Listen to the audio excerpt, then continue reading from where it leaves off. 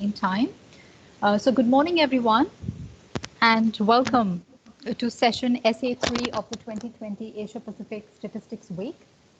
As you know, this session focuses on user engagement and investment in statistics, and it is really our pleasure to have you with us, although virtually, for this session.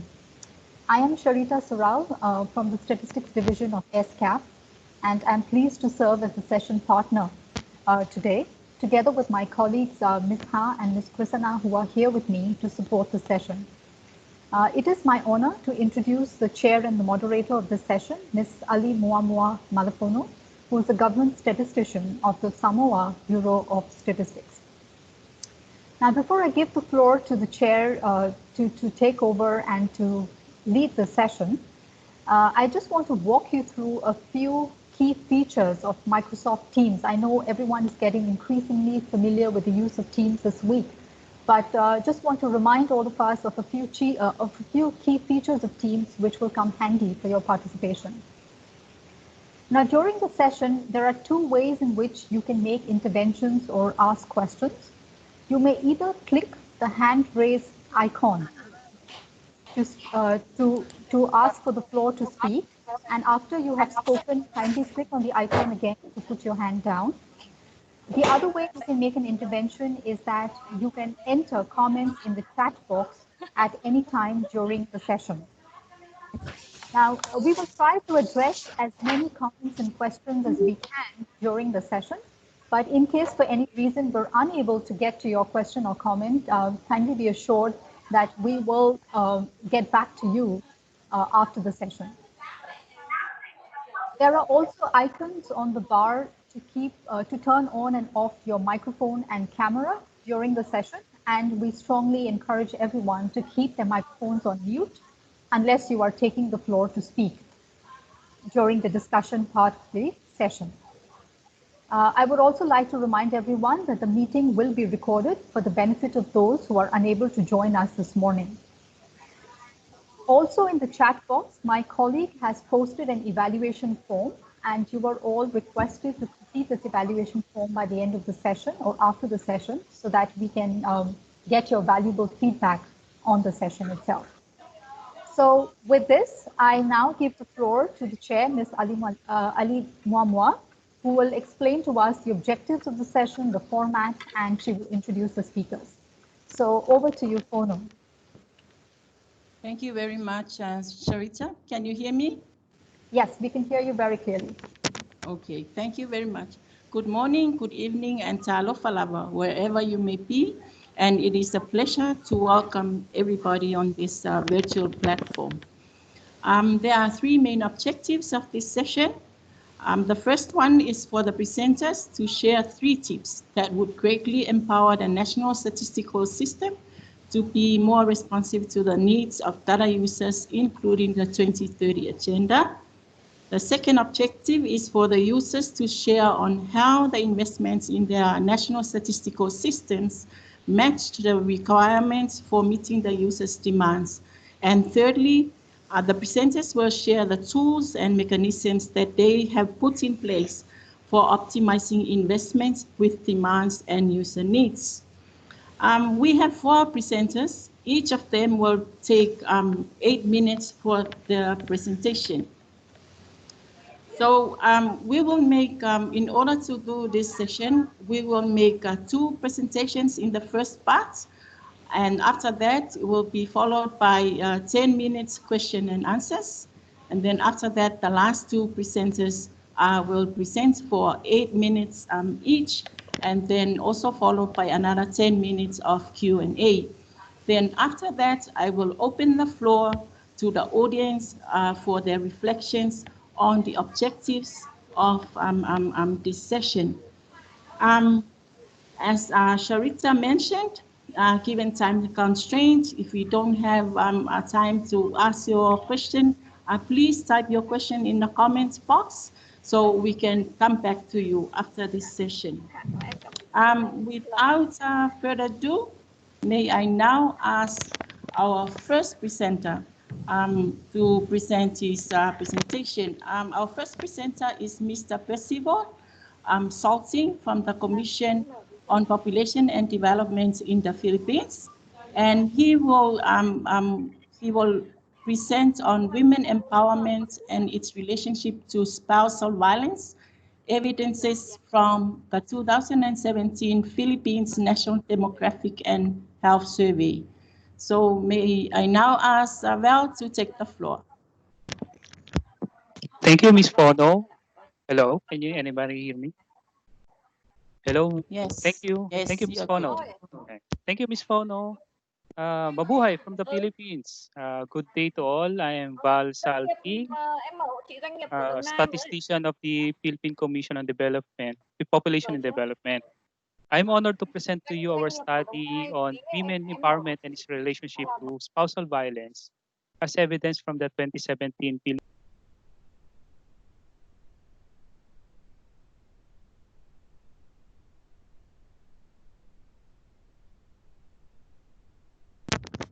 I am not hearing you. Val, can you hear us?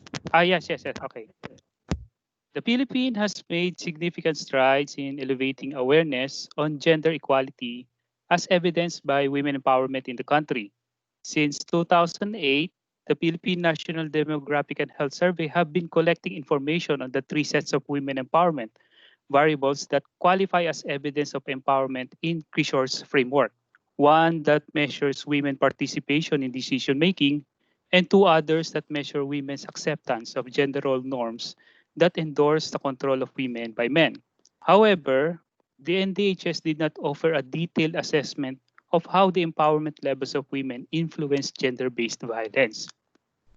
There are several cogent and pressing reasons for evaluating, promoting, and monitoring the level of women empowerment in a country, not the least of which is the household health and nutrition are generally in the hands of women. Hence, women empowerment is necessary for ensuring their own welfare as well as the well-being of their households. Empowerment of women is also critical for the development of a country because it enhances both the quality and quantity of human resources available for development. Next slide, please. Next slide, please.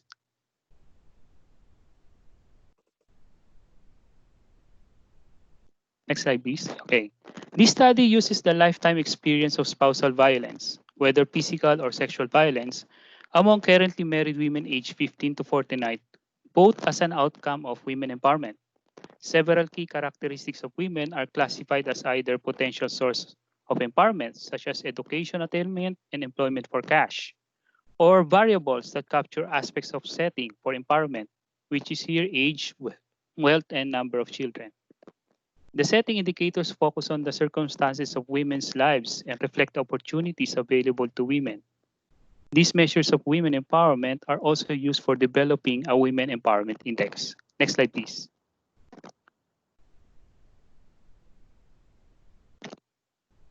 These are the results of the study on empowerment-related characteristics of the 12,500 currently married women aged 15 to 49 years identified in this study.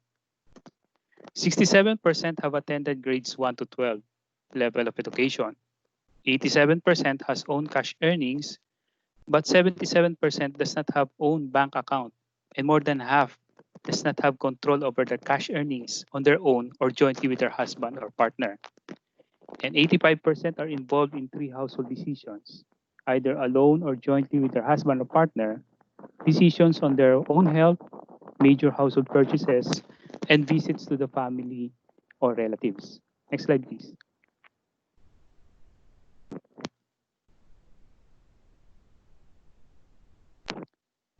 For the development of the Women Empowerment Index, 42% of women were considered to have a low level of empowerment, 24% to have a moderate level, and 34% to have a high level of empowerment.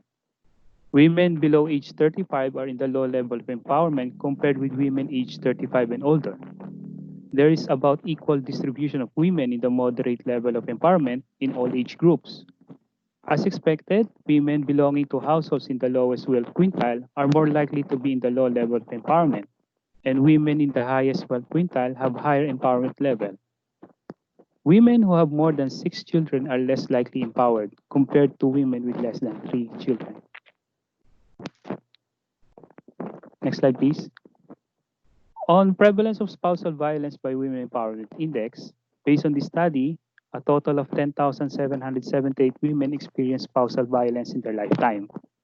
The lifetime experience of physical and sexual violence among currently married women by their husband or partner was 14%. Among these women, 12% experienced physical violence only, 5% experienced sexual violence only, and 3% experienced both physical and sexual abuse in their lifetime. The table also shows that lifetime experience of any one of the two forms of spousal violence studied was lowest for women at the high empowerment level compared with women at the moderate or low level empowerment. These findings indicate a possible association between women empowerment and the experience of spousal violence. This statistical test carried out to examine the association between women empowerment and, women's experience of spousal violence confirmed the association.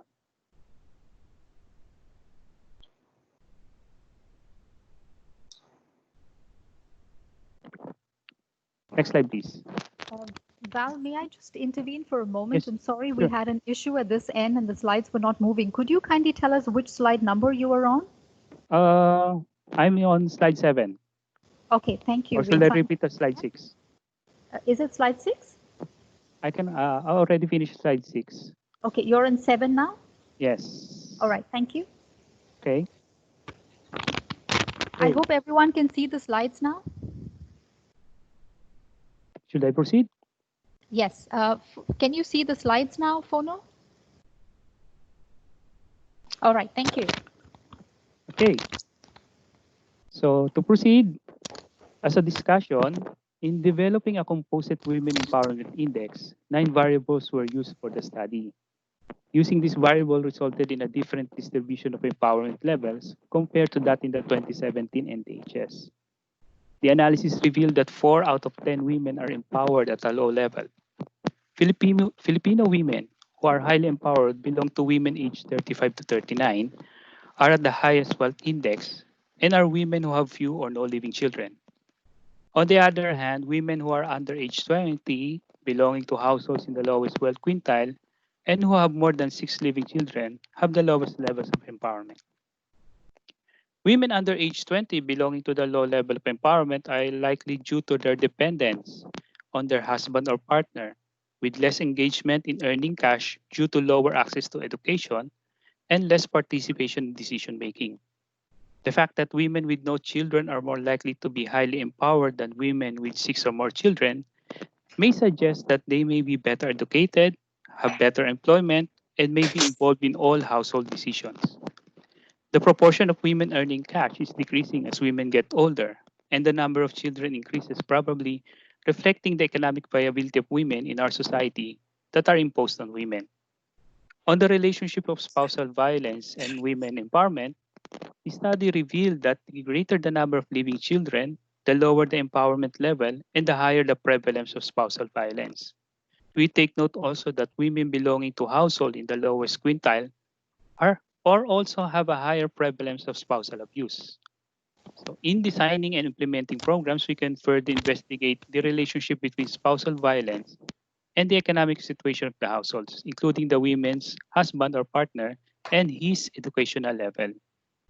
Looking at the multivariate analysis, results shows that as empowerment level increases, the experience of spousal violence decreases. The effects of age, the household wealth, and the number of children are controlled in the multivariate model. Women empowerment is significantly associated with the experience of spousal violence. Therefore, programs aiming to empower women and reduce spousal violence need to design any interventions that target women in rural areas, socioeconomic status, and their fertility behavior. Next slide, please. So what was done for the utilization of NDHS data? So the NDHS is one of the most underutilized survey of the Philippines, with an extensive data resources from as far as 1993. One of the challenges was informing the usefulness of the survey to the general public. In the 2017 NDHS, the Philippines invested in the utilization of NDHS. First, capacity strengthening for the data providers. and introduce them to new ways on introducing data to various stakeholders. These were in the form of infographic trainings where they produced information, education, and communication materials in print or digital forms. Another is data dissemination workshops that provided them knowledge on information, informing data users at the local levels.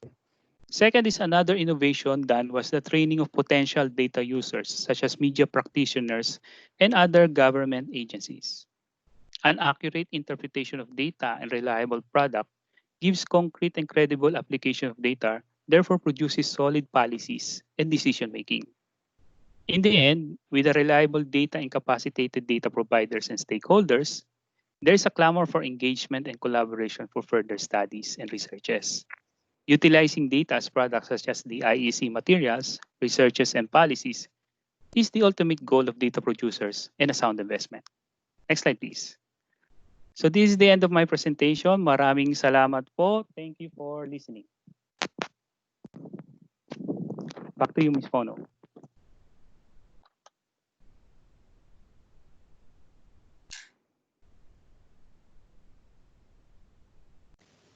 Fono, you need to unmute yourself, please. Thank you very much, Val, for that presentation from Philippines. We will now come to our second presenter. And our second presenter is Doljo from the National Statistical Office of Mongolia. And she will speak about the overcoming challenges in the field during the first national study on violence against women in Mongolia. Doljo, you have the floor. Okay. Thank you, Miss Alumama. Can you hear me? Yes, loud and clear. Good morning, good evening, everyone. The Mongolian National Statistical Office, supported by the UNFPA, undertook a national study on the prevalence of violence against women for the first time in 2017. Until recently, very little has been known about violence against women in domestic violence in Mongolia. There has been a real need for evidence to learn more about the prevalence, causes, and consequences of violence against women to inform policy directions. To address this lack of data, the UNFPA Mongolia Country Office initiated a project to strengthen national capacity to combat gender-based violence, particularly domestic violence. In 2016, UNFPA Mongolia was awarded funding from Swiss Agency for Development and Cooperation to implement the project, and the nationwide study on violence against women and domestic violence was conducted. The survey objectives were the production of nationally representative data, statistics, and evidence to guide to development and implementation of policies and programs to combat GBV. Using the next slide, please. Using the WHO methodology, the study reached 7,300 women across one of the world's largest and most sparsely populated. Next slide, please. Enumerator recruitment. Also, next slide. Enumerator recruitment training and fieldbook procedures and the foundation of the research on violence against women. About 100 carefully selected women are trained for 3 weeks to carry out their roles enumerators in this study. Next slide. The field book took place over 60 days and reached every one of the 21 provinces across the country. Also, we will prepare our enumerators' psychology. Enumerators had to overcome a range of challenges to collect much needed data on the realities of violence against women. Next slide, please. Enumerator teams had to overcome all sorts of obstacles in reaching enumerators, households, and gathering information from women. Next slide, please. One vital protocol of the survey is that interviews need to be conducted in the private setting where no one else can overhear the discussions. Next slide. From cars being bogged on rural roads to teams being mistaken for political election campaigners, passed through high mountains and stuck in mud, sand, there were many challenges in their part. There were huge challenge for the team that was only composed of women, but they passed the challenges by stretching themselves to her women. We gave the card that contains information about the organization that work against violence to all the women that participated in our survey. Next slide. For several of enumerators, this was a very personal journey. There were some enumerators who were willing to help the others that suffer as the enumerators did before. Our enumerators often faced psychological crisis while they were collecting the survey data. Next slide. This figure shows as the results. The gray is the percent of violence in the lifetime and the orange is the last 12 months. 5/4 of intimate partner violence were measured, which are physical, sexual, emotional, and economic violence and controlling powers. More than half of Mongolian women have experienced one or more of 5 types of violence measured in their life. Rates of physical or sexual partner violence are relatively high in Mongolian rate. It rates similar to global average. The study found that 31.3% of ever partnered women experienced physical and or sexual partner violence in their lifetime and 13% in the last 12 months. For the first time in Mongolia by this study, 2 Sustainable Development Goals indicators were calculated directly. The United Nations Violence Against Women indicators were also estimated in this study.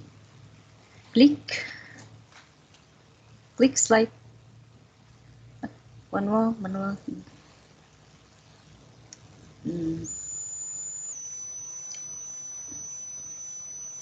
Click.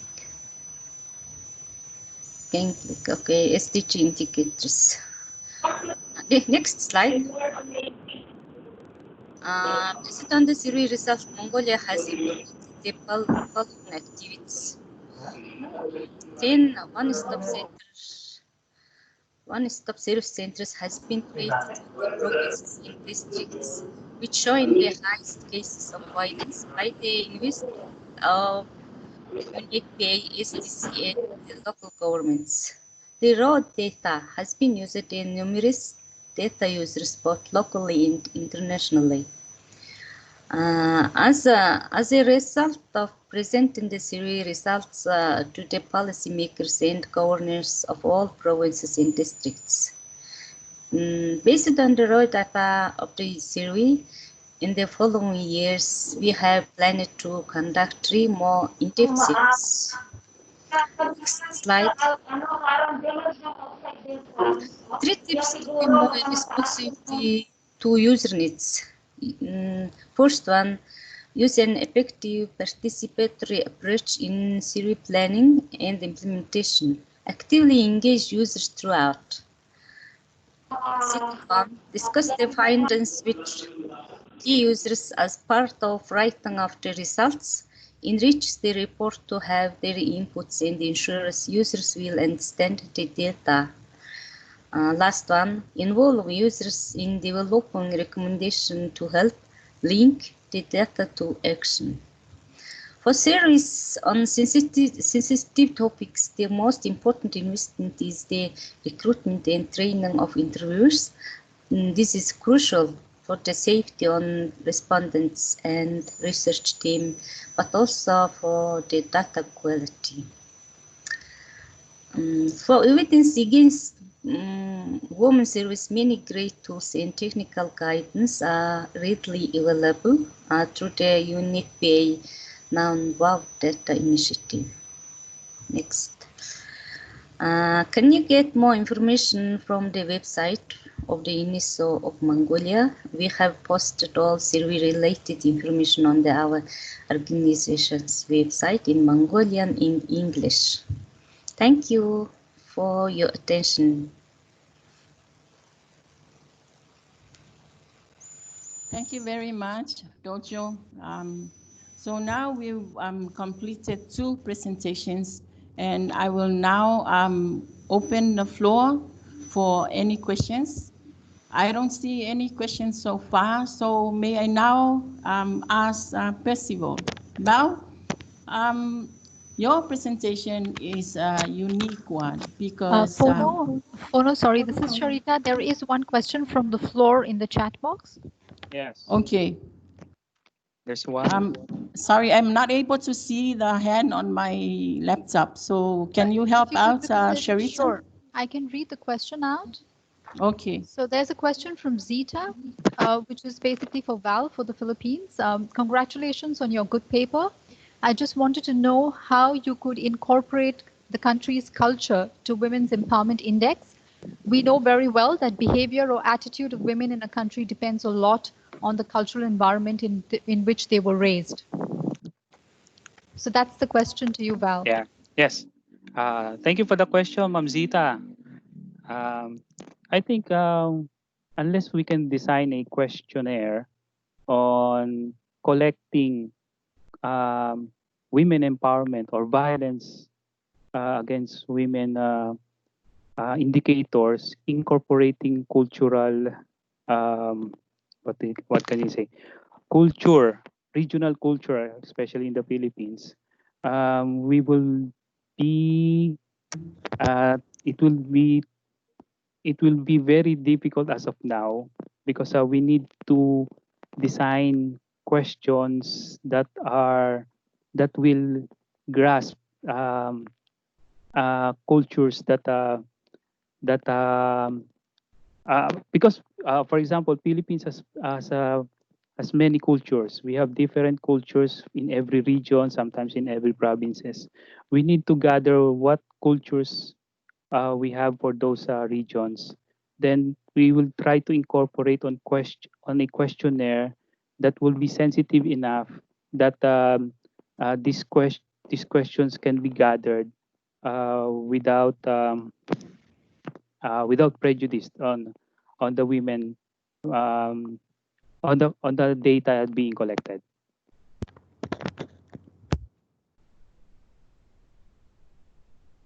That's all. Fono, please unmute yourself. Thank you, Val. Do you hear me?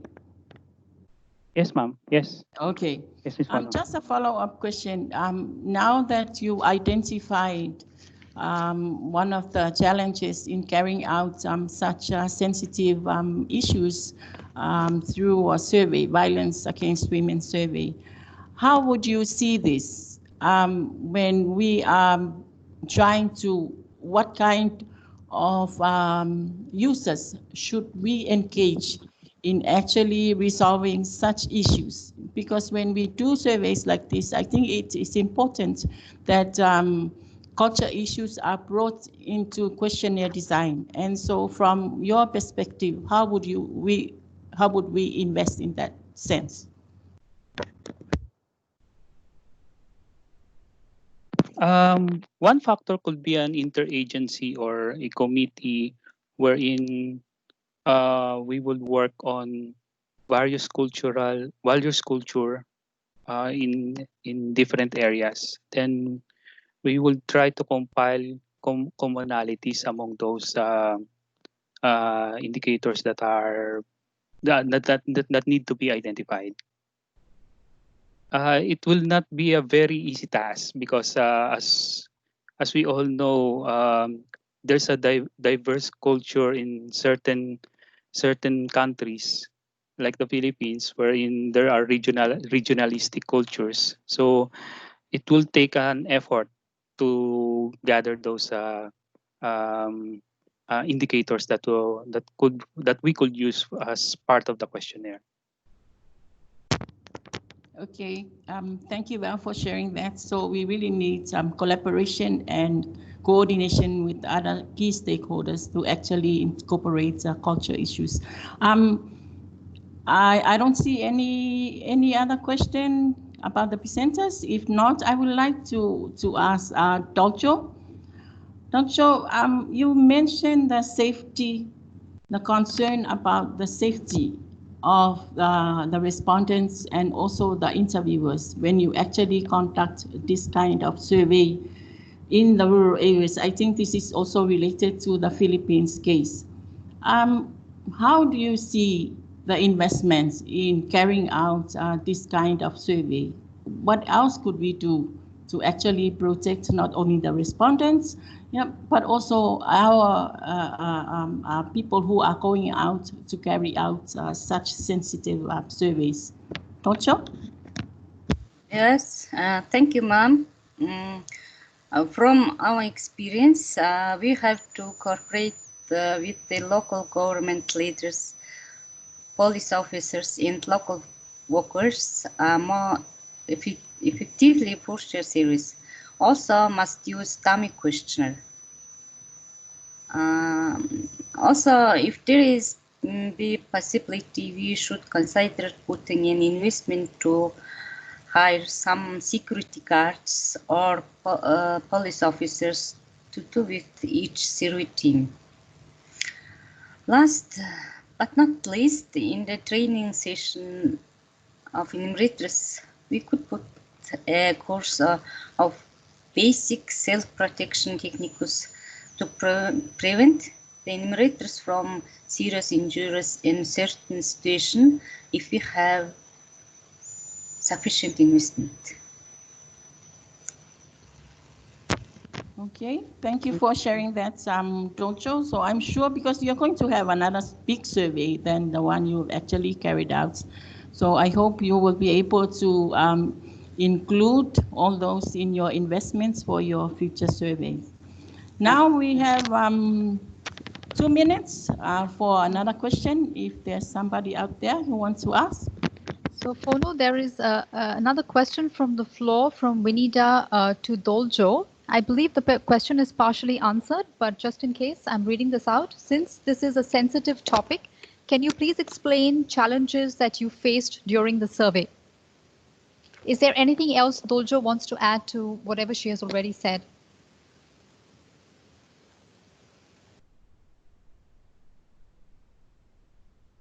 Fono, you are on mute. Dolcho, you mentioned consultations with your local communities and also investment in training. Is there anything else that you think that we can invest in to actually help with this kind of survey?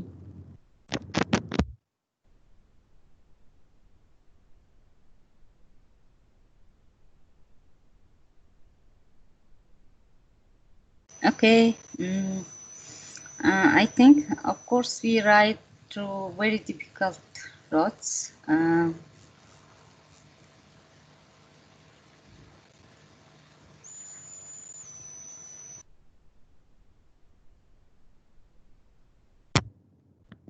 I'm not able to hear Dolcho right now. Okay. Can you hear me? Yes. Okay. You have 1 minute. Okay. We should consider the investment mainly focused on improving the psychological course by adding more hours to ensure that the enumerators are prepared adequate. Also, it would be better if one psychiatrist could be with the survey data collection team. Okay, thank you for sharing that. I think that is very important. May I now, I think we've finished our 10 minutes for our Q&A and we still have another 2 presentations to come up. May I now introduce our, thank you, Dolcho and Val, for helping us. I will now move on to invite our presenter from PPS Statistics Indonesia, and that is Felicita, and she will present on statistical integration initiatives for One Data on international migration in their country. The floor is over to you, Felicita.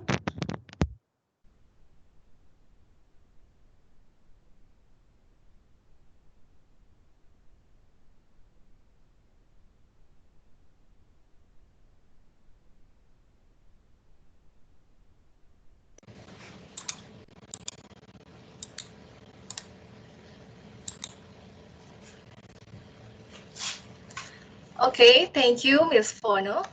Hello, everyone. Nice to meet you here with me. I'm Felicita from BPS Statistics Indonesia. Thank you for inviting our teams. There is our director, Norma Midayanti, and my solid team, Winida Alberta and Heru Irawan. Now, I will present the paper. The title is Statistical Integration Initiative for One Data on International Migration. Let's start. Population movements are increasing in this globalization era. Why does this happen? Because of the easier for people to access various types of transportation. What for the movement?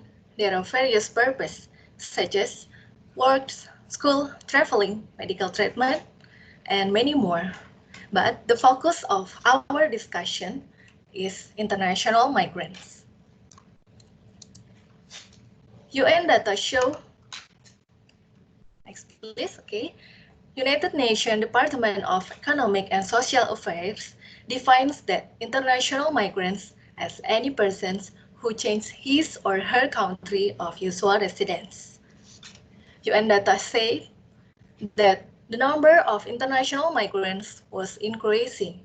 In 2019, there are 272 million people recorded as international migrants. How about in Indonesia? In 2019, Indonesia was ranked 11 as the largest migrant-sending countries. Most of these migrants abroad for work purpose. Data stocks of international migrants has been provided by various ministries and institutions of Indonesia. The condition is there are differences in purpose, concepts, collection methods, skilled personnel, and many more. Valid of migrants data is very important. For the global, the valid data is used to achieve SDGs and GCM. And international migration data is also needed by Indonesian government to achieve the national goals set out in Law number 18 of 2017 concerning the protection of Indonesian workers. The three of great potential advantage to support international migration statistics. The first, there are presidential regulation number 39 of 2019 concerning Indonesian One Data, and then routine data collection, and the last is National Statistical System. So, the BPS can initiative to do integration for achieve One Data on international migration. There are three activities that has been carried out. The first meeting, BPS Statistics Indonesia present the current condition of international migration data, and then the importance of the data, the issue, some potential advantage, and steps that needs to be discussed to achieve One Data on international migration. The second meeting, the focus on our discussion is to identify the international migration data and an explanation of National Statistical System. In third meeting, we also obtain an initial overview of data collection methods from its ministries or institution, From the information, we know the weaknesses of the data and discuss for the next steps to do.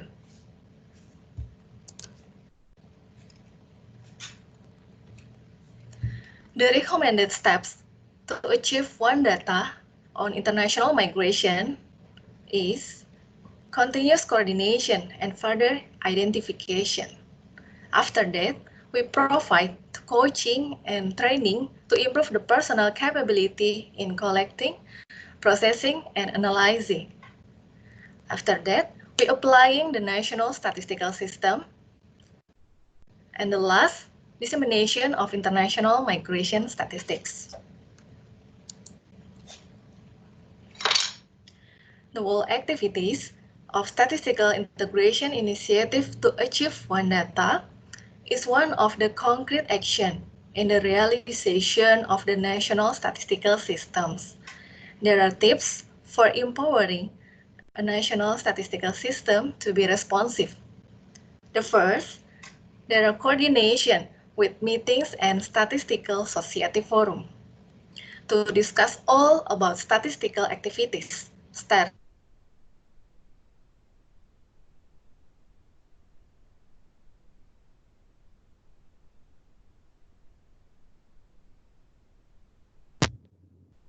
It's freezing. Can you hear us? and the utilization of technology. Can you hear me? Hello, Yes, Fono? now I can hear you. Okay.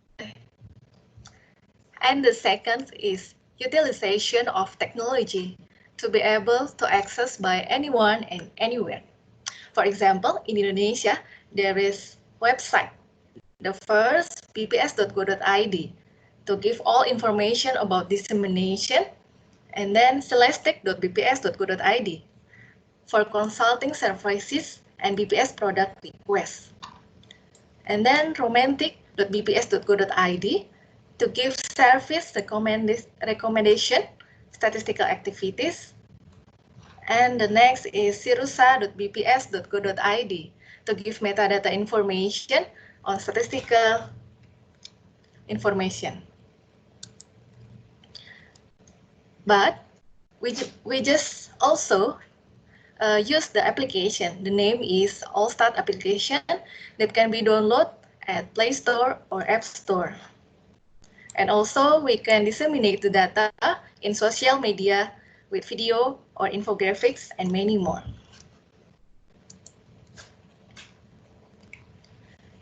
Our recommendation about investment in national statistical system to match the requirement for meeting demands and needs of data users is data satisfaction survey for users who have used BPS data. The survey contains questions related to data user satisfaction.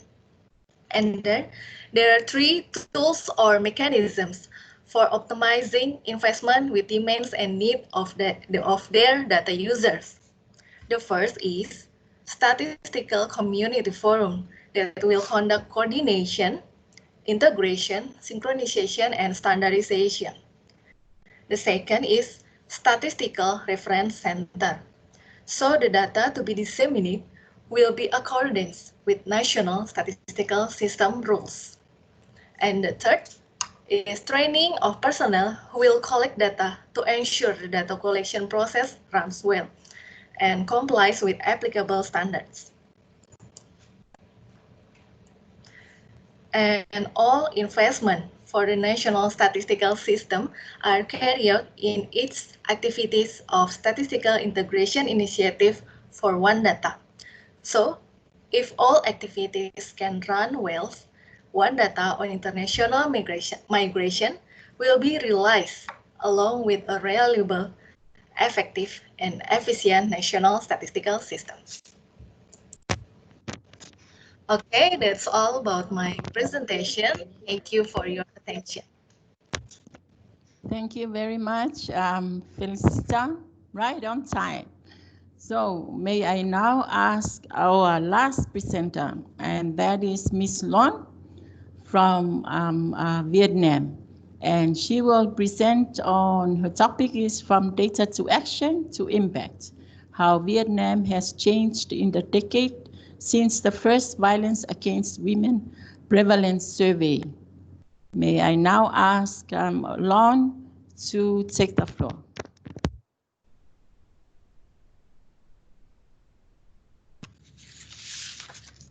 Thank you, Madam Chair. Good morning, everyone. First of all, I would like to thank the organizers for giving me and Vietnam team the opportunity to participate and share some information regarding the national study on violence against women in Vietnam as the workshop 2020 Asia Pacific Statistics Week. On behalf of Vietnam team, I would like to present a presentation titled From Data to Action to Impact, How Vietnam Has Been Changed in a Decade Since the First Violence Against Women Prevalence Survey. My presentation will focus on highlighting the impact of the first study on domestic violence against women in Vietnam conducted in 2010 and a brief introduction of the second national study on violence against women in Vietnam conducted 9 years later. Next, yes. Before presenting, I would like to highlight that the issue of violence against women is very new in Vietnam 10 years ago. Although Vietnam passed two laws of gender equality and domestic violence prevention and control in 2006 and 2007, but there are gaps in the implementation of these laws, and a lot of people still think that domestic violence is a family and private issues. Next slide, please. In such context, in Vietnam in 2010, GSO cooperated with UN published a national research report on domestic violence against women. This is the first public database of domestic violence against women, reflecting a relatively general picture of domestic violence against women. The results shown that 58% of ever married women have experienced at least one form of violence, and 87% survivors did not seek help. At that time, the numbers could shock many people about the prevalence of domestic violence against women in Vietnam. And in order to, next slide please. And in order to widely disseminate the results of the survey and the harmful effects of violence on individuals, communities, and society, we have developed and published communication materials such as video clip, fact sheet, policy paper, policy briefing kit, poster, leaflets, standee, etc. This publication, next slide please. And next, yes. These publications are used by many groups of people to easily access and exploit data to serve the purpose of raising awareness, change behaviors, advocate and develop projects, models of prevention and response to gender-based violence and domestic violence against women. Next slide, please. And next, there are some pictures you can see our communication campaign in Vietnam. And next, yes, we would like to emphasize the impact of data from the survey in advocacy communication and provide evidence for proposal to develop projects, and models in prevention and response to violence against women. Next, please. In the period of 2011-2020, the authorities such as MOLISA, MOSC, MOH, and Vietnam's Family Union developed and submitted many important documents to the government for approval, including National Strategy on Gender Equality in 2011-2020, National Action Plan on Domestic Violence Prevention and Control in 2014-2020, National Thematic Programs on Prevention and Response to GBV 2016-2020, Vision to 2030, proposal on ending domestic violence in rural area, 2015 and 2020, and circular for health sector response to DV, and especially UN agency in Vietnam also focus on domestic violence against women in Vietnam in their one strategy plan, and cooperate with government agency to implement activity during years.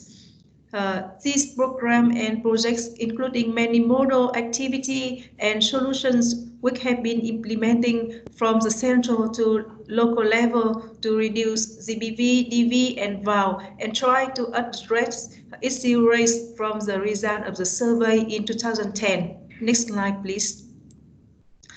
To understand the current prevalence of VAL in Vietnam, as well as the impacts of policy interventions on prevention and response to VAL in Vietnam in the last 10 years, Morisa cooperated with GSO to conduct the second national study on violence against women in Vietnam in 2019, with funding from DFAT, technical support, and financial contribution from UNFPA.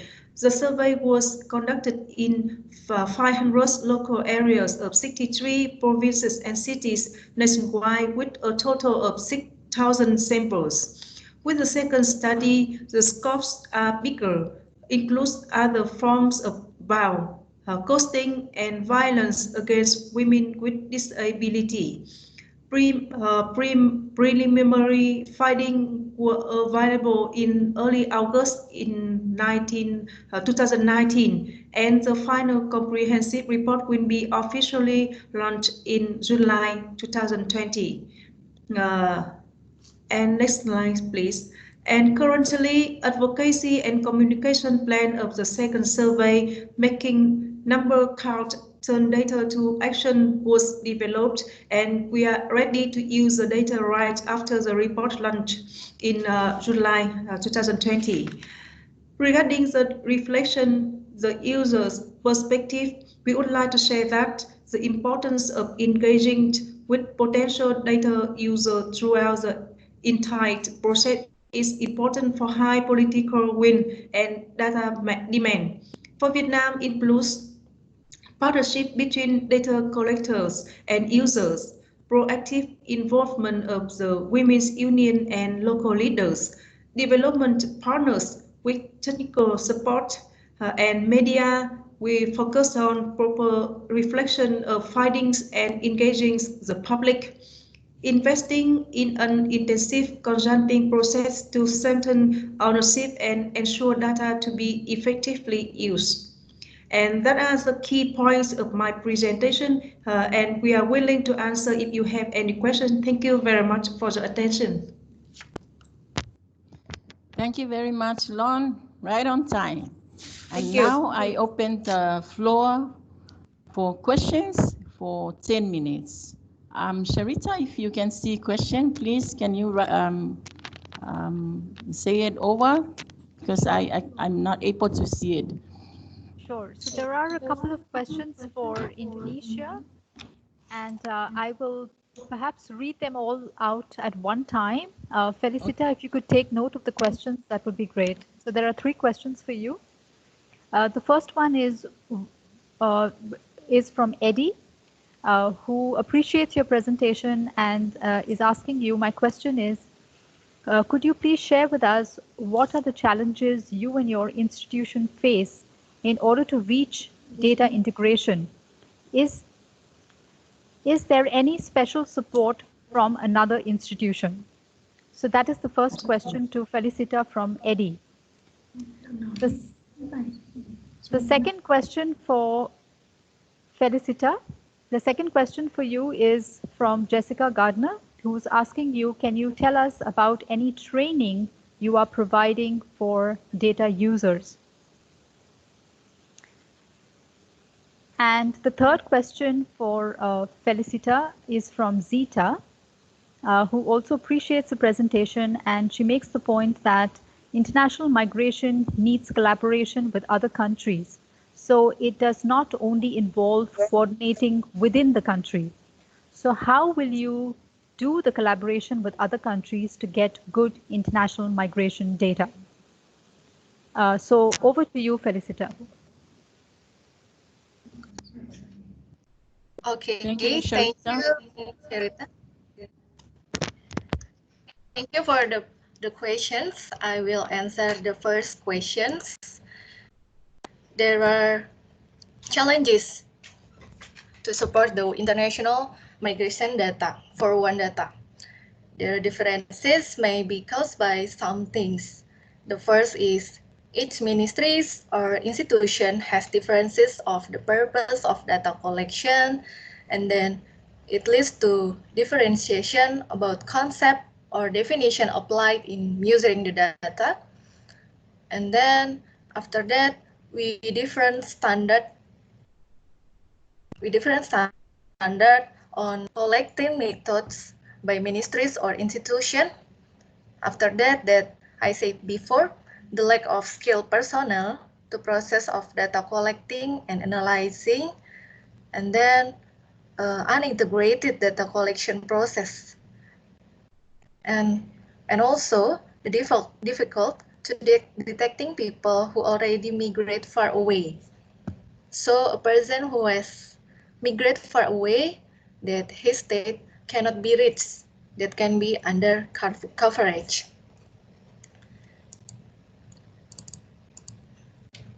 Okay, there is about the first questions. The second questions, the training that we conduct is training for personnel to process data collecting and analyzing, not for users, for user that use our data. Okay.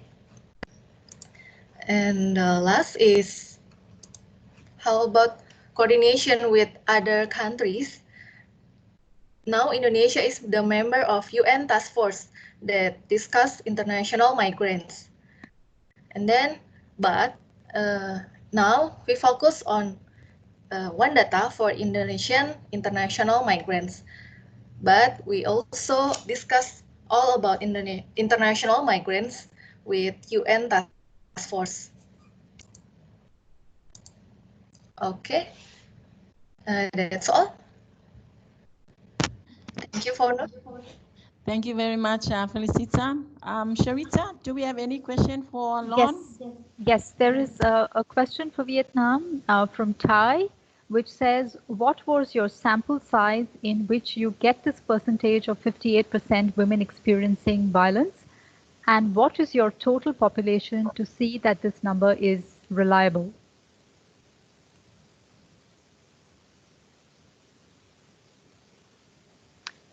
Did you get the question, Vietnam? Would you like me to repeat it? You want me to repeat it? Yes. Okay. What was your sample size in which you get this percentage of 58% women experiencing violence? And what is your total population to see that this number is reliable?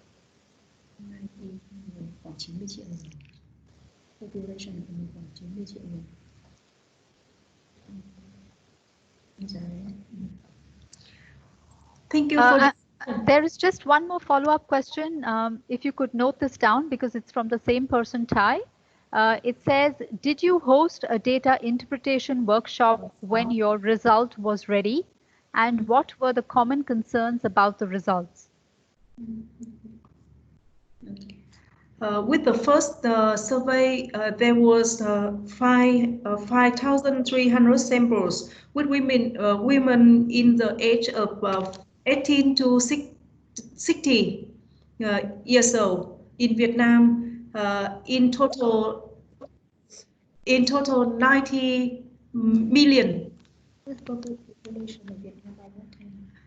total 90 million population at that time in Vietnam. And the second questions, we have at present we have a plan to advocate the result of the second survey, and there are a series activity for target groups, and we will have communication plan in a years from now to meet years next year, to meet next year. Yeah, and I just want to add to Luan's response to this question that in order to ensure that our audience will understand and interpret the data of our second national survey correctly, we already have and developed an advocacy and communication plan on using of the data and to make it like happen in the reality. And this plan is also we receive the funding from PFAT to implement this plan. And we for this plan, first we will conduct a dissemination workshop, which, as Ms. Luan said, that it will be by mid of July this year. And following up with this dissemination workshop, we will organize a series of communication events in the next 1 year. And it will focus on different target groups, including the policymakers, the public, and especially learning from the first the experience from the first study. With this study communication plan, we will very much focus on working with the media as well. So we will engage media right from the beginning. And we will organize some kind of orientation workshop and training for media to ensure that they understand our data correctly and they will have to disseminate our message appropriately. Thank you very much, Viet Nam, for that very clear response. Sharita, do you have any more questions from your end? Fono, I don't see any more questions at the moment from the floor. I don't see any hands raised. So I think you could move on with opening the floor for discussion. Okay. I'll now open the floor for any more reflections regarding our 3 main objectives for this session. So I'll give you 10 minutes. Sharita, please monitor from your end. Sure.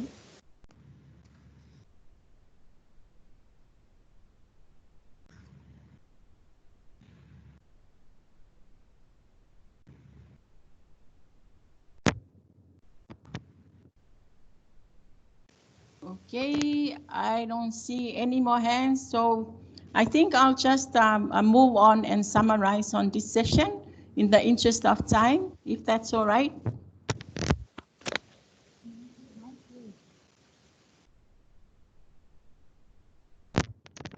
Okay, let me summarize what the presenters have done for those who have just joined in right now.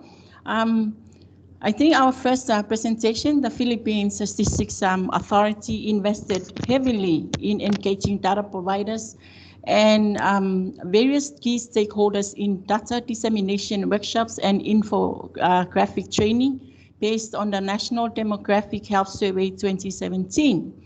The trainings ensure that data would be used and interpreted correctly, especially by the media and government agencies for their various programs. I think that a significant investment made by the Philippines was the engagement of researchers or data users to maximize the use of available microdata. The research contributed to making new data, such as women empowerment and correlates. And in this research, which again offered a potential demands for further research and more demands for statistics in the future. I think such investments responded positively to the demands by users to use and analyze microdata according to their own data needs. So learning about the requirements, advantages, and challenges for accessing microdata at Philippines will definitely help us to invest better in our own statistical services. For Ms. Tojo from Mongolia, the National Statistics Office of Mongolia, in partnership with UNFPA, invested heavily in training of data collectors and all survey personnel to ensure that the safety and psychological impact of the violence against women survey on the respondents and the interviewer will not compromise the quality of the survey results.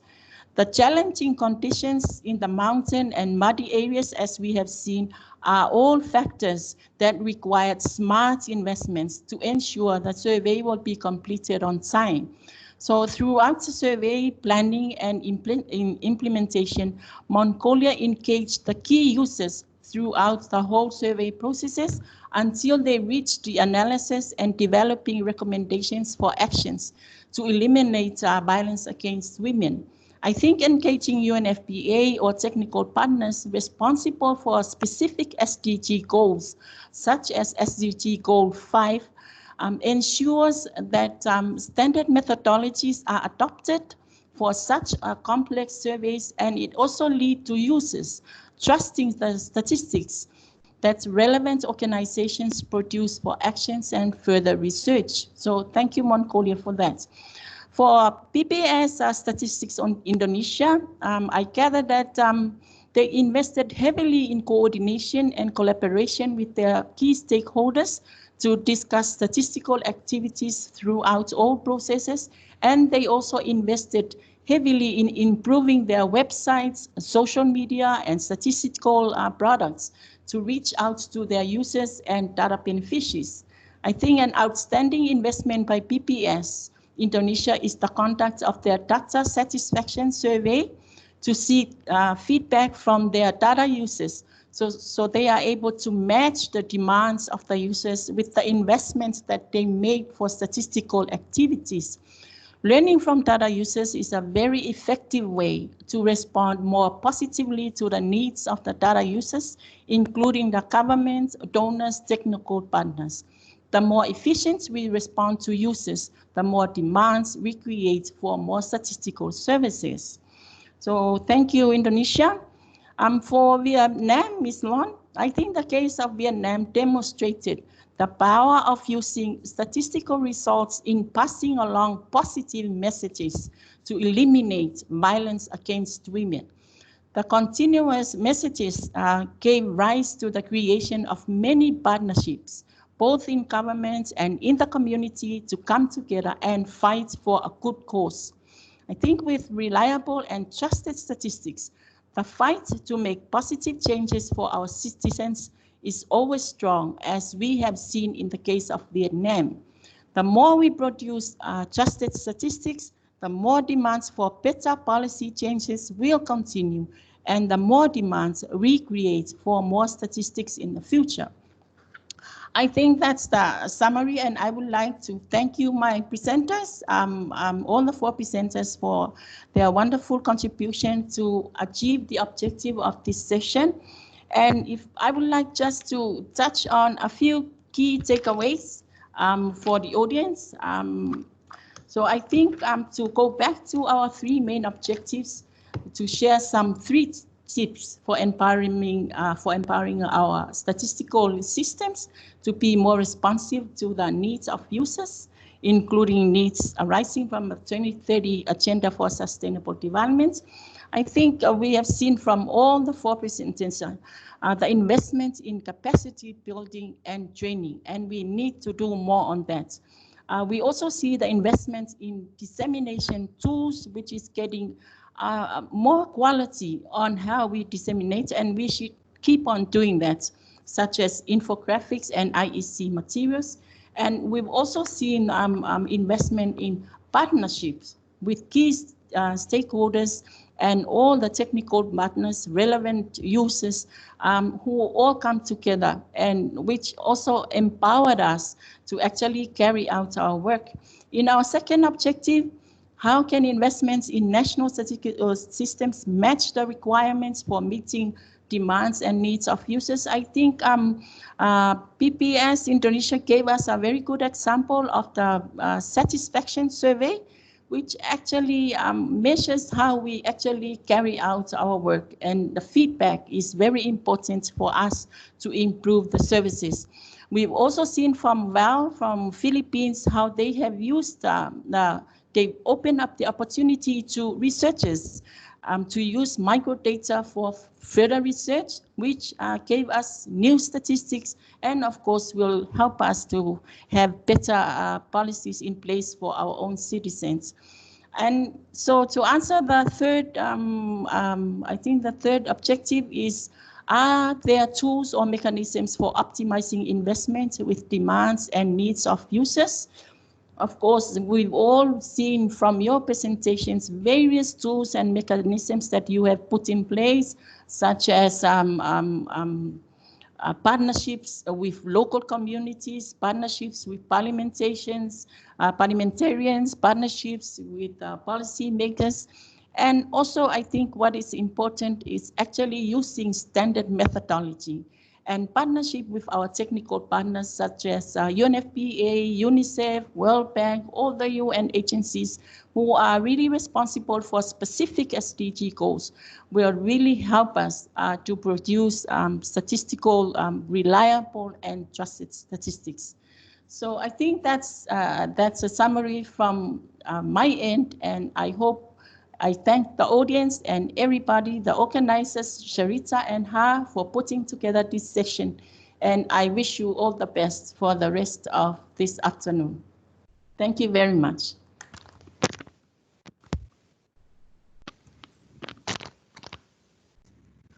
Thank you. Bye-bye. Thank you, everyone. Bye-bye. And there were, I think, 2 or 3 questions that we missed, and we will get back to you directly on those. Okay, thank you, Sharita, and enjoy the rest of the evening. Thank you to everyone. Bye-bye. Bye. Thank you, everyone. Bye-bye. Thank you.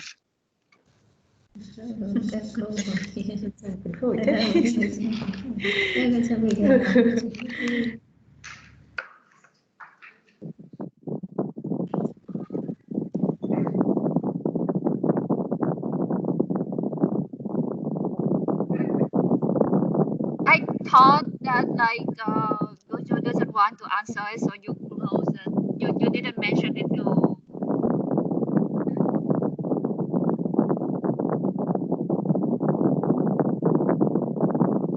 Yeah, thank you, Jessica, and on the second batch, right? Henriette, thank you for your support, and Jessica.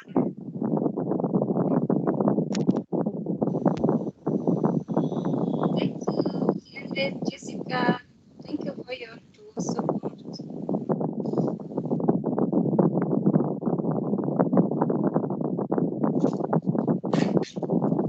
Yeah, because we still have a lot of time, right? We have 50 minutes left.